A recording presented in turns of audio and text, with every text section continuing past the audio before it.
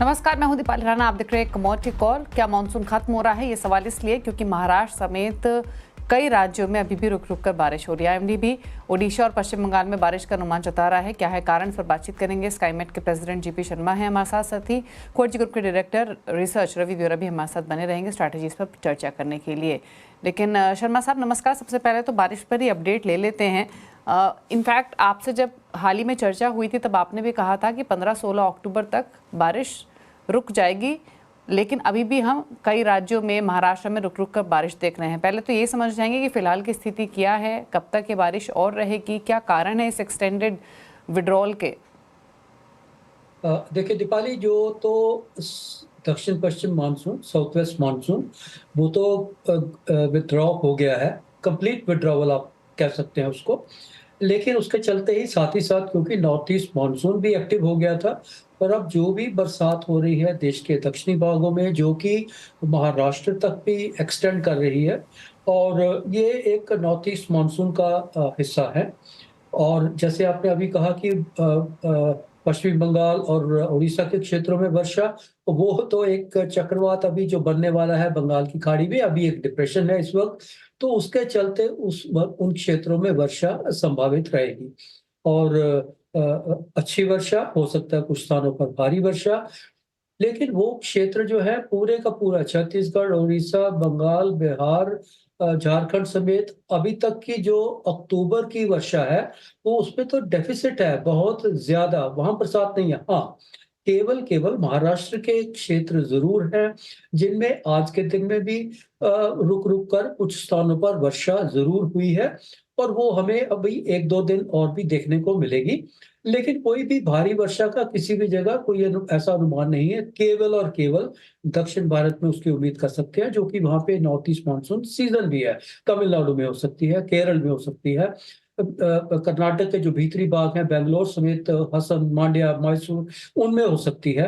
Coastal Karnataka में हो सकती है जरूर, रायलसीमा के क्षेत्र जो आंध्र प्रदेश का एक हिस्सा है, वहां जरूर हो सकती है। और यहाँ पे जो वर्षा थमेगी वो लगभग मैं कह रहा हूँ 2-3 दिन और लगेंगे। और तब तक जो ये चक्रवात बन रहा है, साइक्लोनिक स्टॉर्म जो दाना बन रहा है, उसके कारण हमें सतर्क रहना पड़ेगा। पश्चिम बंगाल, उड़ीसा के क्षेत्रों में भारी से बहुत भारी वर्षा संभावित रहेगी। जी। अच्छा, तो जो गंभीर साइक्लोन की आशंका जो जताई जा रही है, इसकी इंटेंसिटी कितनी सीवियर हो सकती है फिलहाल, अगर कंडीशन को समझा जाए शर्मा साहब? देखिए दीपाली, जो साइक्लोनिक स्टॉर्म है उसको कभी भी हमने हल्के में नहीं लेना, चाहे इंटेंसिटी कुछ भी हो। लेकिन अब आपने पूछा है तो ये, क्योंकि इसका जो सिस्टम, जो डिप्रेशन अभी बंगाल की खाड़ी में है, उसका सी ट्रेवल, मतलब सी के ऊपर उसका कोई जर्नी जो है वो बहुत ज्यादा लंबी नहीं है। कल तक सुबह तक ये स्टॉर्म बन जाएगा, और केवल 48 घंटे से कम समय तक ही ये स्टॉर्म रहेगा, जिसके बीच ये सीवियर साइक्लोनिक स्टॉर्म भी बन जाएगा।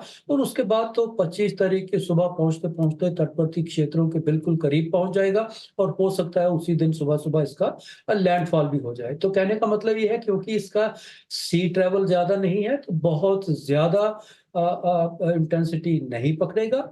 साइक्लोनिक स्टॉर्म से सीवियर साइक्लोनिक स्टॉर्म, जिसमें कि हवाएं लगभग 100 किलोमीटर की स्पीड से जरूर चलती हैं। गस्ट की बात करें तो 115-120 किलोमीटर तक चलती है।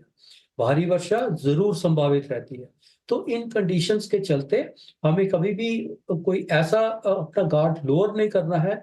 सावधानी बरतनी पड़ेगी पूरी की पूरी, क्योंकि साइक्लोनिक स्टॉर्म भी काफी स्प्रेड और इंटेंसिटी काफी ज्यादा होती है इनके साथ भी। इसलिए लगभग अगले 3 दिन तक, और विशेषकर कल से लेके और 25 तारीख तक हमें सावधानी बरतने की जरूरत रहेगी, विशेषकर वो क्षेत्र जिनका मैंने जिक्र ओके। किया अभी, पश्चिम बंगाल, उड़ीसा जैसे क्षेत्रों। जी। ओके, चलिए शुक्रिया शर्मा साहब बताने के लिए किस तरीके की स्थिति यहाँ से रह सकते हैं। अगले 2-3 दिन और इम्पोर्टेंट रहेंगे बारिश के हिसाब से। शुक्रिया सर। रुकना इसी के साथ एक ब्रेक के लिए। रवि द्वारा हमारे साथ बने हुए हैं, लौटेंगे तो बात करेंगे स्ट्रैटेजीज पर। जल्द वापस आते हैं। रवि द्वारा हमारे साथ अब बने हुए हैं, बात करते हैं स्ट्रैटेजीज के। रवि बताइए, पहले तो कुछ कॉल्स आपने आइडेंटिफाई की हैं क्या?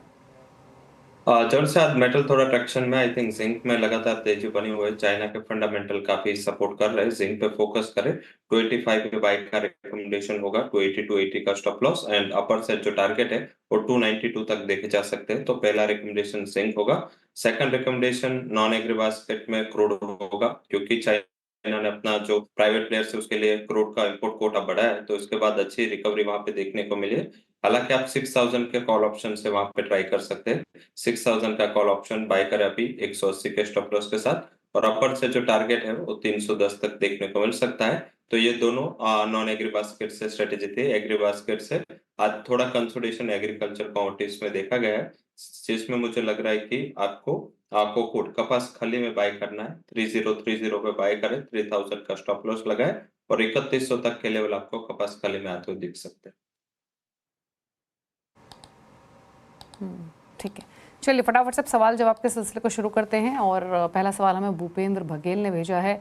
लखनऊ से सोने पर 2 लॉट लिए हुए इन्होंने सोने के 74,300 के भाव पर, जानना चाहते हैं होल्ड करें या निकलें, क्या सजेशन रवि? जल्द से होल्ड कर सकते हैं। आई थिंक नॉर्थवर्ड इलेक्शन में मूवमेंट है, हालांकि US election next to next week, and next week काफी इंपॉर्टेंट मैक्रोस आने हैं। तो मुझे लग रहा है कि इस सप्ताह में अगर आपको 78,800 से 79,000 मिल जाए तो आप वहां पे एक बार मुनाफा वसूली कर लें, क्योंकि आपको 5,000 रुपीज का ऑलरेडी गेन हो रहा है। आगे जाके थोड़ा प्राइसेस वोलेटाइल होगा, तो उसके पहले थोड़े प्रिपेयर हो एंड थोड़ा प्रॉफिट बुक करना है डिवाइसल पे। रुपेश का सवाल है, दिल्ली से चांदी पर 2 लॉट खरीदे हुए हैं 90,500 के भाव पर, प्राइसेस क्या यहाँ से और बढ़ेंगे, जानना चाहते हैं।